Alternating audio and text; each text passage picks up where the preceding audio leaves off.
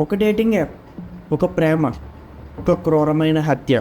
నిన్న సాయంత్రం రవీంద్ర మౌనిక మధ్య ఘర్షణ జరిగింది. తర్వాత మౌనికను హత్య చేసి ముక్కలుగా చేసి ఫ్రిడ్జ్ లోనే శరీర భాగాలను 3 భాగాలుగా విభజించి 2 కవర్లు ఇక్కడ ఫ్రిడ్జ్ లో పెట్టి తలను, మౌనిక సిమ్ కార్డులను, ఇతర వస్తువులన్నీ కూడా తారపాలెం ప్రాంతం తీసుకువెళ్లి అక్కడ పెట్రోల్ పోసి తగలబెట్టాడు. హాయ్ హలో అందరికీ, మీరు చూస్తున్నారు వాయిస్ ఆఫ్ జిఎల్. నేను మీ గరుగు గణేష్. విశాఖపట్నంలో జరిగిన ఒక అమ్మాయి హత్య కేసు టోటల్ ఆంధ్రప్రదేశ్ని షాకింగ్లోకి ముంచెత్తింది. 29 సంవత్సరాల మౌనిక ఒక జీవితం ముక్కలుగా అయిపోయింది. ఈ వీడియోలో ఈ కేసు యొక్క పూర్తి వివరాలు, నిందితుడు రవీంద్ర ఏం చేశాడు, పోలీసులకు ఏం చెప్పాడు అన్నీ మీకు చెప్తాను. వీడియోని అంతవరకు చూడడానికి ట్రై చేయండి, ఎందుకంటే ఈ కేసులో అత్యంత షాకింగ్ విషయాలు ఉన్నాయి. అసలు ఈ కేసు మొత్తం స్టార్ట్ అయింది ఒక డేటింగ్ యాప్తో. రవీంద్ర మరియు మౌనిక ఒక డేటింగ్ యాప్లో కలిశారు. మొదట్లో నార్మల్ ఫ్రెండ్షిప్లో స్టార్ట్ అయిన ఈ పరిచయం క్రమంగా ఒక సీరియస్ ఆర్గ్యుమెంట్లో మారింది. రవీంద్ర అప్పటికే మ్యారీడ్ పర్సన్ అయినా కానీ మౌనికతో రిలేషన్షిప్ కంటిన్యూ చేశాడు. ఈ క్రమంగా రిలేషన్షిప్లో మౌనికకు 3,50,000 ఇచ్చినట్లు తనే స్వయంగా పోలీసులకు చెప్పాడు. ఒక్కసారి ఆలోచించండి, ఒక రిలేషన్లో 3,50,000 ఖర్చు పెట్టిన మనిషి ఆ తర్వాత ఏం చేశాడు అని. హత్యకు ముందు రోజు Mounika Ravindra navy ID card తీసుకుని డబ్బులు డిమాండ్ చేసింది. ఈ ఇన్సిడెంట్ రవీంద్రకి భరించరానిదిగా అనిపించింది. తన నేవీ ఐడెంటిటీ కార్డ్ అంటే తన ఉద్యోగం, గుర్తింపు, భవిష్యత్తు అన్నీ ఒక్కసారిగా ప్రమాదంలో పడ్డాయి. ఆ క్షణంలో రవీంద్ర తీసుకున్న డెసిషన్ అత్యంత ప్రమాదకరమైంది అండ్ అత్యంత భయంకరమైంది. అతను మౌనికని చంపేశాడు. కానీ ఇక్కడ షాకింగ్ విషయం ఏంటంటే ఈ హత్య స్పాంటేనియస్ కాదు, ఇది ఒక ప్రీ ప్లాన్డ్ మర్డర్.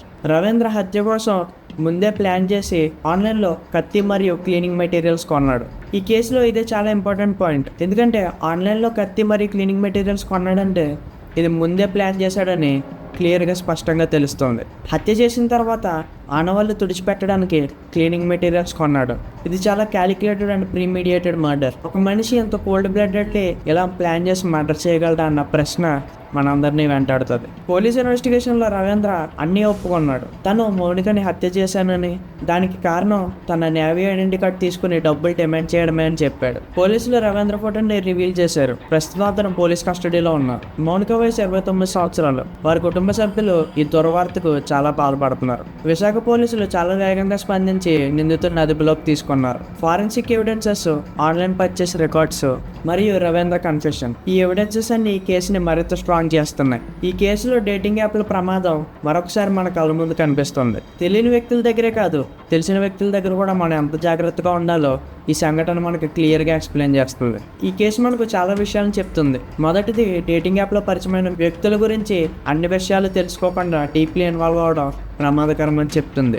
రెండవది, బ్లాక్ మెయిల్ అలాగే ఎక్సార్షన్ చాలా సీరియస్ నేరాలు. ఒకవేళ నిజంగా ఎవరైనా అలా బ్లాక్ మెయిల్ చేస్తే వెంటనే పోలీసులను సంప్రదించాలి. కానీ ఇక్కడ రవీంద్ర చేసిన మిస్టేక్ ఏంటంటే తనే ఆవేశంగా ఆ డిసిషన్ తీసుకుని ఆమెను హత్య చేశాడు. ఇంకా మూడవది, ఏ ప్రాబ్లం అయినా సరే హత్య ఒకటే ప్రతిదానికి పరిష్కారం కాదు. రవీంద్ర చేసిన నేరానికి తగిన శిక్ష తప్పదు. మౌనిక కుటుంబంకి మన సంతాపం తెలియజేస్తున్నాం. ఫైనల్ గా ఈ కేసు మీద మీ ఒపీనియన్ ఏంటో కామెంట్ సెక్షన్ లో కామెంట్ చేయండి. ఈ వీడియో మీకు యూస్ఫుల్ గా అనిపిస్తే వీడియోని లైక్ చేయండి, షేర్ చేయండి. ఇంకా ఇలాంటి లేటెస్ట్ బ్రేకింగ్ న్యూస్ కోసం మా ఛానల్ సబ్స్క్రైబ్ చేసుకోండి. Voice of GL. నెక్స్ట్ వీడియోలో కలుద్దాం. జై హింద్.